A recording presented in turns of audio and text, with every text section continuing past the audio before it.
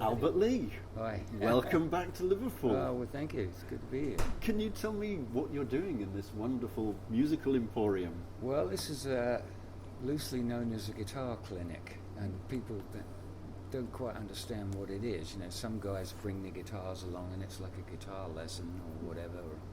But the way I do it is I play a few songs and tell a few stories. Right. And, you know, people usually leave happy, you know. So this is something you've been doing over a period of years? Yeah, since I've been involved with Ernie Ball. It must be 30 years now I've been Right. doing this, you know. Sometimes I do a lot, and I may not do another one for 6 months or more, you know. I'm actually doing 8 in the next 2 weeks. You know, Really? So it's good, you know, to fit on days off, to fit them in. Those days off, I noticed quite a hectic schedule at the moment. This is a very crazy tour. Just a little. The Yeah. London Palladium a couple of nights ago Yes, with Sunday night at the a rather London special Palladium name. with Jerry Lee Lewis. How did it go? It went very well. I Yeah. was 2 weeks ago. I wouldn't have dreamt that it would have gone well at all. 'Cause Oh, it was, really? It was very disorganised, but it all came together on the night. Good crowd. It sold out. And who Sold was on out stage weeks ago. with you? Who was? James Burton, one of my heroes. Oh. Yeah. Steve Cropper was supposed to be there, but he didn't make it, unfortunately. But a dear old friend of mine, Elio Pace, put together a little rhythm section for us, and it went very, very well. So we opened up for Jerry Lee.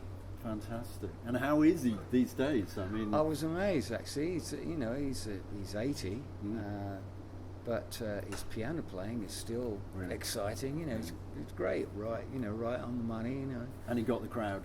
Oh yeah, you know, all he had to do just hit those high notes Yeah. there, Yeah. and everybody erupted. It's a wonderful, You wonderful. know, no, he was great. Can I take you right back?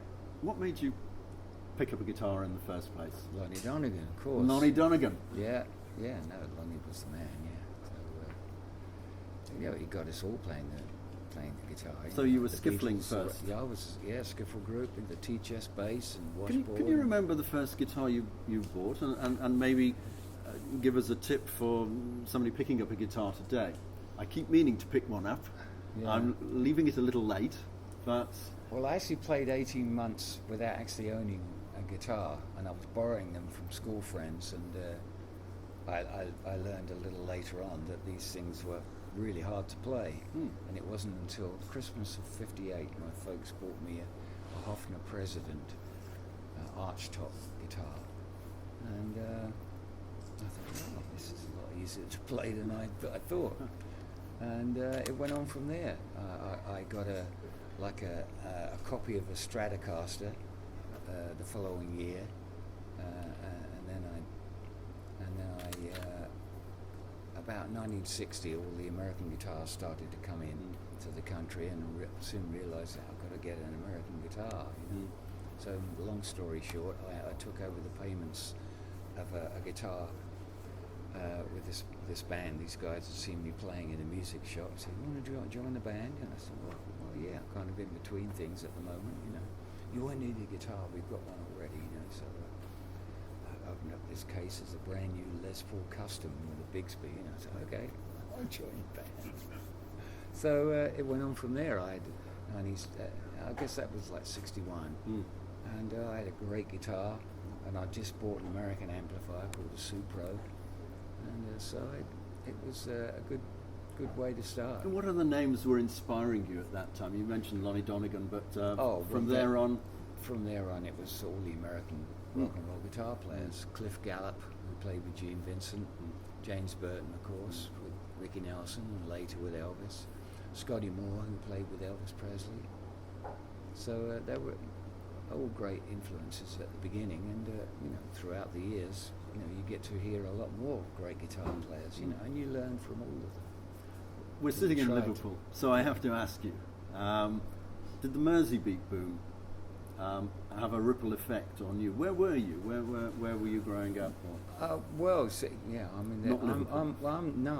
grew up in London, but I'm the same age as those guys, most of them. So I think I learned about them when I was in Germany, working in Germany, and the first record, I think, Please Please Me had come out, or maybe it was She Loves You, and all the ripple. It had effect impact when you heard it. Yeah, it had an impact, and I thought, well, these guys they sound pretty good, you know. But it was I was into the American music, right?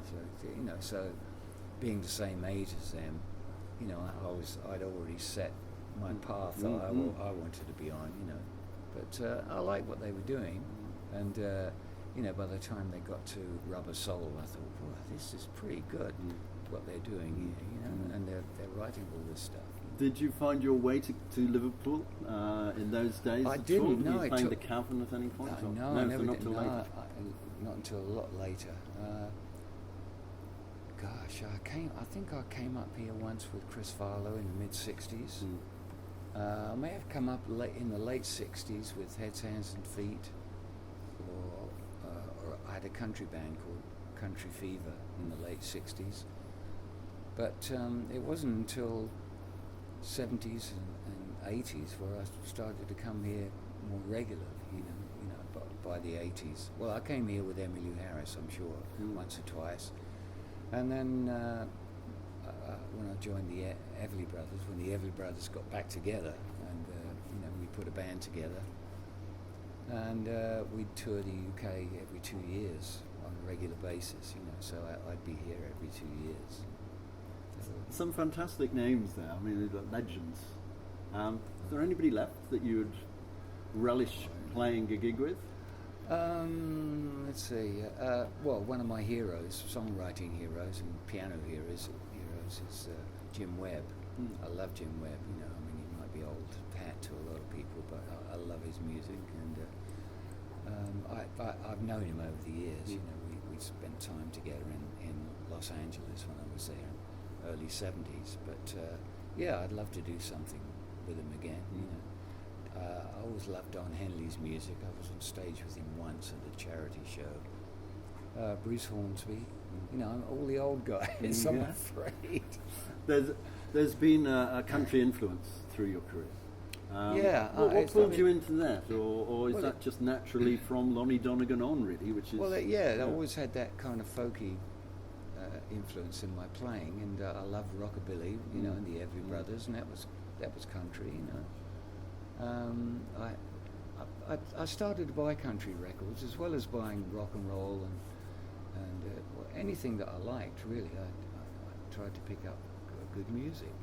But I started to buy quite a few country records, and I loved it. I wanted to play it, and after I'd had enough of playing with Chris Farlow, we were playing sort of R&B and blues. I wanted to go in a different direction. That's when I put Country Fever together, the country band, but I soon realised I wasn't going to make a living playing country music in England, and by that time I was with Heads, Hands and Feet, and we were playing a bit of everything, including country, and that was the band that took me to America for the first time. The music scene's changed through your career. How do you view it today? Your face has just said it all. I really don't like the way that the pop music is dumbed down now for the kids. The songs are just ultra simple. The recordings are fantastic. The quality of the recordings, but they just everything is dumbed down. Like it's like 3 different phrases in the song. There'll be a piano solo that goes do do do do do do do. There's no finesse in it, and it seems like it's being dumbed down to me. Do you think there's hope? Looking ahead, are you meeting young musicians? Oh yeah, there are very young players out there who really appreciate what the older guys are doing, and they try to emulate it. So no, there's still. There's hope for it. That's good to hear. But there's always been that element in the music business where the record companies have been selling really dumbed down stuff for the young for the 12 and 13-year-olds but they grow up and they get to like certain things and it moves on from there. Moving on a high note, the future. Where are you heading after Liverpool? Where am I going? Is there a holiday on your horizon at all? Oh, I'm here for another 4 weeks, doing shows of my own with my American band around the UK. Can you tell me a little bit about what they encompass, your shows? Oh, I do a bit of everything, really. You know, I'm doing you've seen me play with my English band, and it's pretty much the same. Right. But I think it's got a bit more oomph behind it. You might think when you see it, you know.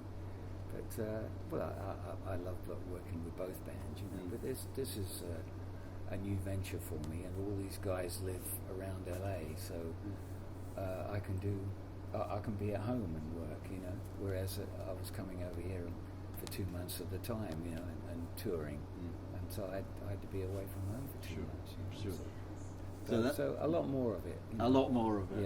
Yeah. Albert Lee, absolute delight to see you. All right, thank you. Looking forward to seeing you playing in a few minutes. Thank you so much for your time. You're welcome. All the very best. Thank you. Thank you, Al. Thank you. Right.